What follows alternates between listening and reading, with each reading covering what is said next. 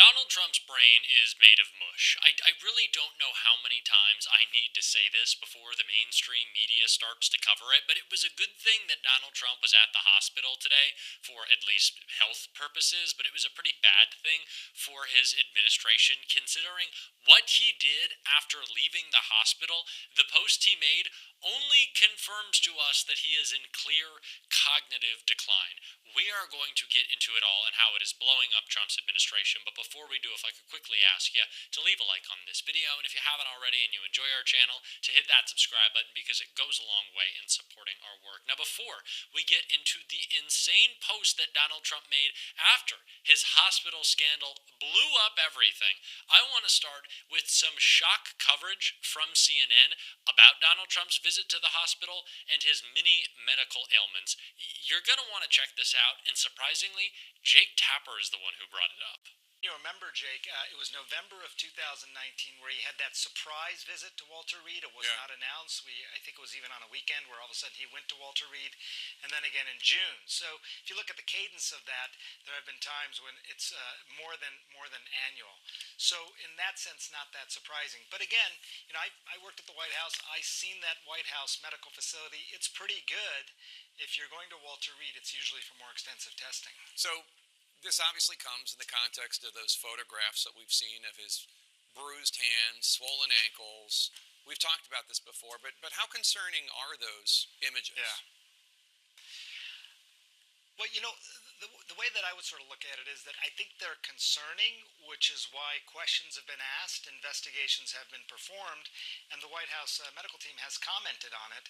So if you look at the hands, for example, first of all, they say that, look, he's on blood thinners, he shakes a lot of hands. If you look closely at that, it's more bruising on the right than the left. The shaking hand, the hand that you shake hands with. So that kind of fits. A lifetime of sun damage. The skin on the back of the hand is quite thin, so it's a little bit more susceptible to bruising like this. So my point being that it fits. The explanation sort of fits. It tracks. With regard to the ankles, the swollen ankles, I think, were pretty clear. And again, that can be of concern. But the blood is not flowing through there as well. It's pooling or accumulating in the ankles, and they say that is something known as chronic venous insufficiency. The veins just aren't pumping the blood as well back to the rest of the body. They're not moving the blood as well. Again, that tracks. About 1 in 20 people have this, and it gets more common as you get older. So yeah, to just look at it, concerning, investigate, and those explanations do make sense, Jake. What do we know about President Trump's health? Because in January, he became the oldest president ever inaugurated in the history of this country. He's now 79. Yeah. Yeah, and to give context, the lifespan for a man in this country is just under 76 years old. So, both these last two presidents have been far older than average life expectancy. What we're likely to hear is what we heard back in April. We're going to hear his height and his weight, 224 pounds. His blood pressure was normal. They've talked a lot about this dementia screening test known as the Montreal Cognitive Assessment. I think he's taken it a few times now, and his doctors and him say that he's gotten a perfect score. The skin I just mentioned. He is on medications, including a couple of different cholesterol-lowering medications. His cholesterol numbers back in April, they look good. And certainly those medications are helping with that. And he's on aspirin, this blood thinner, which may be contributing to that bruising. I just had to start with that clip because this has kind of been the defining news story of the day, even if it's not the most public-facing conversation. I think it's the most important thing underlying our conversations around Donald Trump. And for CNN to be doing a timeline of Donald Trump's checkups and how this one is kind of out of the ordinary, for Jake Tapper to finally stop selling his book and talking about Joe Biden and addressing maybe the fascist who's losing his fucking mind in office. What a shock. And it was also shocking that Donald Trump on his way to the hospital didn't want to scream at reporters. And maybe that's because, as we see here, Trump walking away, not too happy, not really wanting to engage, knows what we're talking about. There he is, not wanting to talk. He knows that we see him as weak. He knows that we understand how ineffective he is. Again, I was surprised to see CNN air that segment, but of course they should be airing that segment. Donald Trump is in cognitive decline. He has built an administration of yes men that serve him and also prey upon his mental breakdown. But Donald Trump is constantly in his feelings. He's angrier than ever. He's lashing out more than we could have expected, and it's why he made a shock announcement in a post today that is blowing up in his face. And I want to take a look at it here.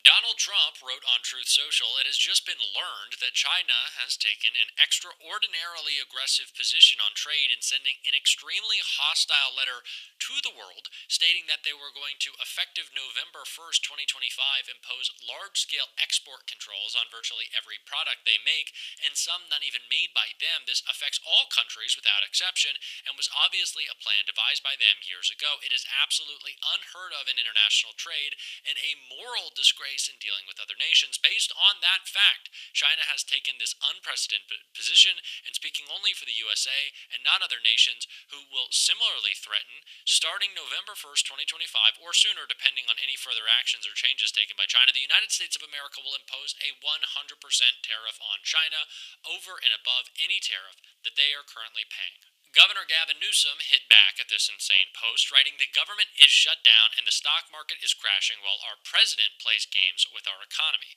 Great work, Donald Trump," referencing an article in the New York Times headline, "Stocks fall sharply on Trump's renewed threat of China tariffs." Can we just talk about how stupid that post from Trump is? The way that China is dealing with trade is immoral. The way that they are making free trade so much more difficult, the money that they will be costing consumers in other countries, it's absurd. So tariffs, the tariffs I've been talking about for a year and a half now. So more of those. Does that not compute? Obviously it doesn't compute. Nothing computes with this guy. Are we serious? Are we serious right now? Is he this stupid? Well, I'll answer that question. Yes, he is actually, in fact, that stupid. That is how stupid Donald Trump is. Maybe he should have stayed at Walter Reed instead of going on and crashing the economy. I don't know if they gave him another cognitive test and he was able to point out what an elephant is, and so he said, "Hey guys, I don't know if you just saw, but this guy right here, I know what an elephant is. Maybe I should start making huge and impactful decisions about the American economy to ultimately tank it." Why do we let him have a phone? Like, seriously, why do we let him have a phone? Can't someone take that away? I know Stephen Miller's really running things. Why can't we let him have a phone? Like, just take it away. I will also point out about the cognitive test. Trump references this a lot. I don't feel like anyone makes this point. It is a sad thing, fundamentally, when you have to take a cognitive test, when things have gotten that bad and you gotta take a cognitive test, you're not in tip top shape. They're not giving Rhodes Scholars cognitive tests. I know Donald Trump talks about IQ so much. I think that's what he must think it is, right? That's the only possible answer here. I guess it's not the only answer. The other answer is that he's just so fucking dumb. But he talks about IQ so much. I think he must believe that the elephant test and the man, woman, person, camera, TV test is IQ. And so when the doctors say he passed, meaning he's not incapacitated, he must think he's got a really high IQ. Oh, isn't that just sad? I have no sympathy for Donald Trump, but isn't that just, he's so embarrassing. Ugh. I just hate that this guy represents us. But he doesn't really.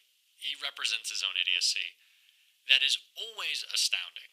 And I know I'm surprised by it, but someone who really detailed how surprising it is, in kind of the perfect way, someone who I try to be like every single day on this show, because he does such a commendable job, was Lawrence O'Donnell in this clip right here. Well, the possibility of a relentlessly stupid person becoming president of the United States has been underexplored by screenwriters. And then Donald Trump came along and went far beyond what Hollywood could ever imagine in the presidency. Prior to Donald Trump, the challenge for screenwriters and fiction writers would have been, first of all, how could a profoundly stupid person be elected president of the United States? And then, how could a profoundly stupid person get through a day on the job as president? The fictional president, played brilliantly by Martin Sheen on NBC's Emmy-winning series The West Wing, was a wise and carefully thoughtful president for whom I wrote several episode scripts over 7 years of that series, and if I were writing the character of a stupid president in a script, I would simply have had the stupid president completely rely on a smart White House staff and a smart cabinet and just hide behind those people.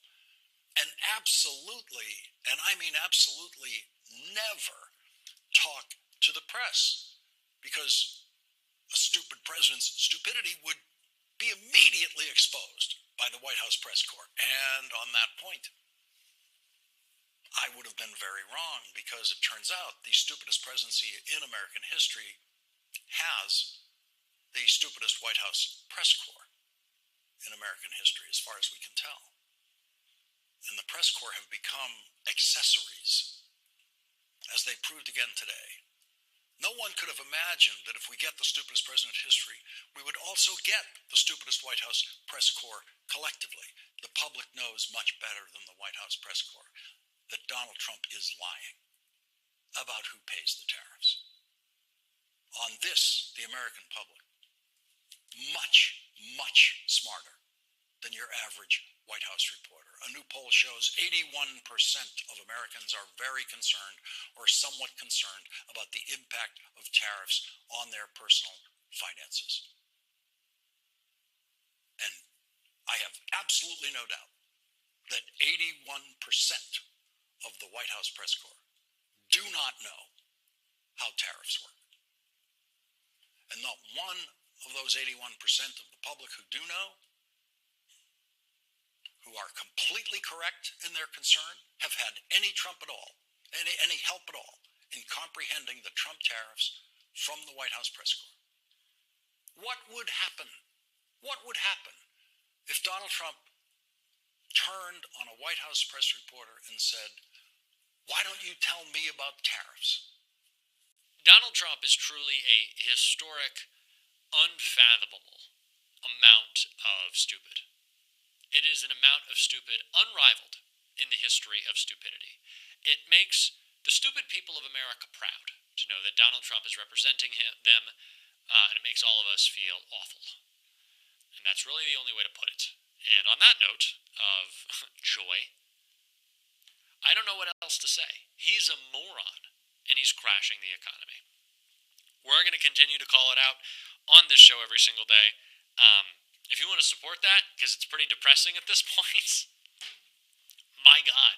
As always, you can hit that subscribe button, leave a like on this video if you stuck around at the end, drop a blue heart in the comments, and if you want to see me humiliate some MAGA idiots, you can take a look right there. Keep on fighting. Don't let them silence you. And until next time, I'll see you soon.